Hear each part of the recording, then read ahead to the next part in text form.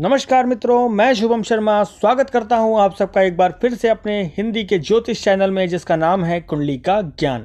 अपने इस चैनल पे मित्रों हम करते हैं आपकी जन्म पत्रिका का विश्लेषण, जो डिटेल आप हमें हमारे कमेंट बॉक्स में देते हैं। तो अगर इसी प्रकार हमारे और दर्शक भी चाहते हैं कि हम उनकी जन्म पत्रिका का विश्लेषण अपने इस यूट्यूब चैनल पर करें, तो कमेंट बॉक्स में अपनी डिटेल हमें ज़रूर दें।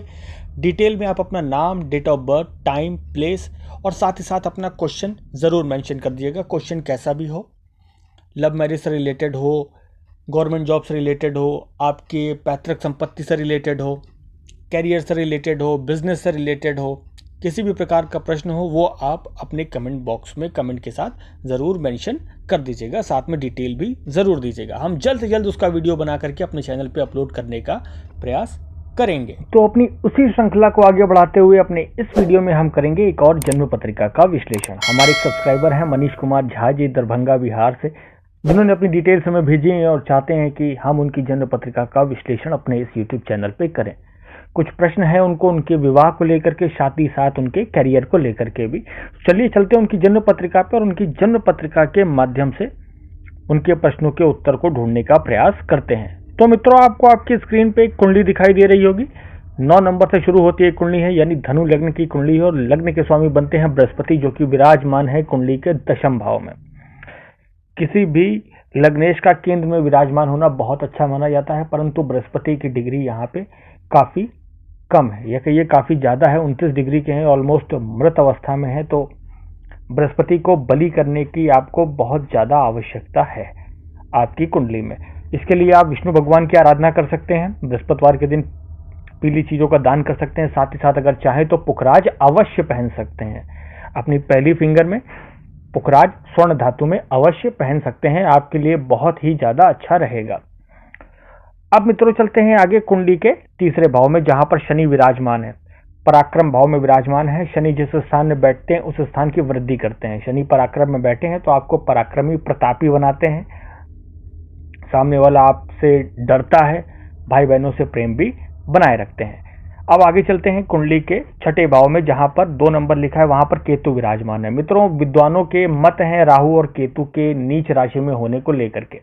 कुछ कहते हैं केतु वृष राशि में नीच के होते हैं, कुछ कहते हैं मिथुन राशि में नीच के होते हैं, कुछ कहते हैं राहु वृश्चिक राशि में नीच के होते हैं, और कुछ कहते हैं राहु धनु राशि में नीच के होते हैं। तो हम यहाँ पर दोनों को मान लेते हैं कि केतु यहाँ पे अच्छी पोजीशन में नहीं है आपकी कुंडली में। जब केतु खराब पोजीशन में होते हैं, और अक्सर कई कुंडलियों में 6ठे भाव में होते हैं, तो रोग, ऋण और रिपु के समान से रिलेटेड सभी प्रकार की समस्याएं जरूर देते हैं अपनी दशा अंतरदशा में। कष्टों को देना केतु का कार्य है, अगर केतु अच्छी पोजीशन में आपकी कुंडली में नहीं है तो यहाँ पर आपको शत्रुओं से रिलेटेड प्रॉब्लम, कर्जों से रिलेटेड प्रॉब्लम और साथ ही साथ रोग से रिलेटेड प्रॉब्लम अपनी दशा अंतरदशा में अवश्य देंगे। उनके निवारण के लिए तैयार रहिएगा। अब आगे चलते हैं कुंडली के 7वें भाव में, जहां पर 3 नंबर लिखा है, वहां पर चंद्रमा विराजमान है। चंद्रमा यहाँ बुध के घर में विराजमान है। दोनों ग्रहों की आपस में इतनी अच्छी नहीं बनती है, फिर भी 7वें भाव के कारक माने जाते हैं चंद्रमा। और चंद्रमा, माफ कीजिएगा, चंद्रमा जो है वो मन और मस्तिष्क के जातक माने जाते हैं और 7वें भाव में विराजमान है।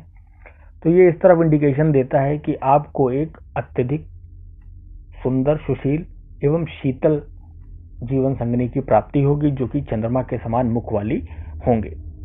और मिथुन राशि यहाँ पे पड़ती है तो उनका बौद्धिक चातुर्य भी काफी अच्छा होगा, काफी इंटेलिजेंट होगी, इंटेलेक्चुअल लेवल बहुत अच्छा होगा। अब आगे चलते हैं कुंडली के 9वें भाव में, जहां पर 5 नंबर लिखा है, वहां पर शुक्र विराजमान है। शुक्र इस कुंडली में 6ठे भाव के स्वामी बनते हैं, साथ ही साथ लाभ स्थान के स्वामी बनते हैं और भाग्य स्थान में आ गए हैं। 6ठे स्थान के स्वामी का भाग्य स्थान में जाना अच्छा नहीं माना जाता, क्योंकि 6ठा स्थान एक त्रिक भाव है और भाग्य स्थान जो है वो एक त्रिकोण का भाव है। एक अच्छा भाव है और एक खराब भाव है। तो खराब भाव के स्वामी जो है वो आकर के बैठ गए हैं कुंडली के अच्छे भाव में। तो बुध अपनी दशांतर दशा में भाग्य में रोल अटकाने का कार्य अवश्य करेंगे, परंतु शुक्र के लिए मित्रों कहा जाता है कि शुक्र जिस स्थान में बैठते हैं उससे अगला जो स्थान होता है उस भाव को बलि कर देते हैं। तो अगले स्थान पे आते हैं, अगला स्थान आपका होता है कर्म स्थान, और कर्म स्थान में सूर्य और गुरु विराजमान है। सूर्य आपके भाग्य स्थान के ही स्वामी है और वो कर्म स्थान में आ गए। आपके लिए बहुत बड़ा पॉजिटिव है ये आपकी कुंडली के लिए।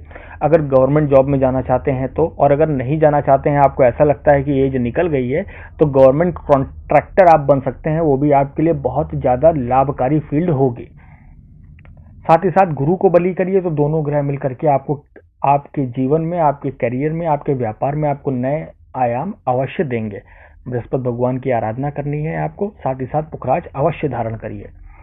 अब कुंडली के 11वें भाव में चलते हैं, जहां पर मंगल और बुध विराजमान है। मित्रों, बुध कर्म स्थान के स्वामी होकर के धन भाव में आ जाते हैं, माफ कीजिएगा लाभ भाव में आ जाते हैं। बहुत अच्छी बात है, ये अपने से दूसरे चले जाते हैं और लाभ में चले जाते हैं, परंतु अस्त स्थिति में है तो थोड़ा कुंडली के लिए कॉम्प्लिकेशन होंगी। साथ ही साथ यहाँ पर मंगल भी विराजमान है, जो कि कुंडली के लिए अच्छा पॉइंट है। जितना भी पाप ग्रह कुंडली के 11वें भाव में बैठे मित्रों, वो कुंडली के लिए अच्छा माना जाता है।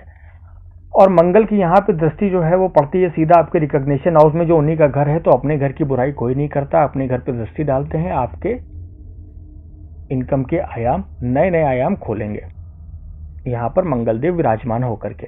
अब आगे चलते हैं कुंडली के 12वें भाव में, जहां पर राहु विराजमान है। यहाँ पर भी राहु नीच राशि के हैं, यहाँ पर भी राहु नीच राशि के हैं मित्रों। तो राहु अपनी दशा अंतर्दशा में लीगल कॉम्प्लिकेशन जरूर देंगे। अब लीगल कॉम्प्लिकेशन से मतलब कोर्ट कचहरी, इससे आपको सावधान रहना है। अपने जीवन में सदैव बच के रहना है, किसी प्रकार का ऐसा कार्य नहीं करना है जिससे आप इसमें फंसे, वरना राहु देव अपनी दशा अंतर्दशा में बहुत बुरा फंसाने का काम करते हैं, क्योंकि नीच राशि के होकर के 12वें स्थान में विराजमान है। तो मित्रों, ये था इनकी जन्म पत्रिका का विश्लेषण, साथ ही साथ इनके प्रश्नों के उत्तर। अब एक इनका प्रश्न और था कि इनका विवाह कब तक होगा। तो अभी गुरु चल रहे हैं मकर राशि में, जैसे स्थान परिवर्तन करके कुंभ राशि में आएंगे, 4 महीने निकल चुके, मतलब लगभग 8 महीने बाद आपकी कुंडली में शादी के योग बनने लगेंगे, और वो देव गुरु बृहस्पति शादी करा के ही जाएंगे। तो मित्रों, ये थी इनकी जन्म पत्रिका का विश्लेषण और प्रश्नों के उत्तर। हम आशा करते हैं आपको हमारा वीडियो पसंद आया होगा। अगर इसी प्रकार आप भी चाहते हैं कि हम आपकी कुंडली का विश्लेषण करें तो कमेंट बॉक्स में डिटेल हमें जरूर दें। हम जल्द से जल्द वीडियो बनाकर अपलोड करने का प्रयास करेंगे। हमारी इसी निस्वार्थ भाव से सेवा को जारी रखने के लिए हमारे चैनल को सब्सक्राइब करना मत भूलिएगा। और तब तक के लिए मित्रों, हम मिलते हैं आपसे अपने अगले वीडियो में। बहुत बहुत धन्यवाद।